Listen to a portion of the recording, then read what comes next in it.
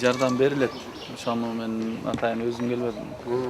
Түн ичинде болгон катуу шамал Бектурсун Үмөталиевдин үйүн толугу менен кыйроого учуратты. Жашоого мүмкүн эмес. Урандылар гана калган. Бактыга жараша кырсык болгон түнү үйдө эч ким жок болчу. Окуяга себепкер мына бул 6 терек. Шамал болгондо үйдү басып калган. Бектурсун ага буга чейин аларды кыйып салайын деп аракет жасап көргөн. Бирок жергиликтүү бийликтин бактаракты кыйбагыла деген токтомунан улам кыйган эмес. Эми митип боз үйдө баш калкалаганга туура келүүдө. Ошондо келиндерим айтыптыр. Катуу шамал болуп атат, эшикке чыгалы деп. Анан чалым берге келип, азыркы чуркап жүргөн кичинекей небереси менен бедде отурган экен. Анан келин балдарын бүт чуркап огородун башына качышыптыр. Ушуларды да Кудай таалам ушу сездирип, качтырыптыр дейм. Анан келин балдарым ошого чыгып баратып, ата качалы десе, чалым күлүп коюптур. Эмнеге качабыз? Жыгылбайт, ушунча чоң терек жыгылмак беле деп. Ылдамдыгы 28-30 метр секундасына жеткен шамалдын күчү кээ бир объектилердин шипрларын учуруп кеткен. Шипрлар эмес, буякта пенопласттар да учуптур. Эми Канат Бегалиев атындагы спорт залдын үстү качан жабылат азырынча белгисиз.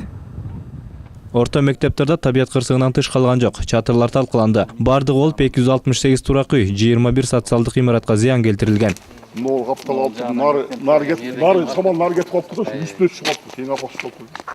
Жергиликтүү бийлик алгачкы жардамдарын көрсөтүшкөн. Кезек чукул кырдаалдар министрлигинде. Жабыркагандар тезинен арыздарын жазышып, тиешелүү документтерин топтоп өткөзүшү керек. Министр болсо муну өзү көзөмөлдөнү убадалады. Дубан башчысына дагы тапшырма берди.